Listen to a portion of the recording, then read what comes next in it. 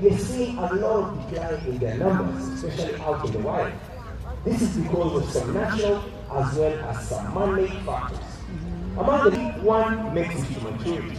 So if you want to see these birds in the future, for our future generations, let us.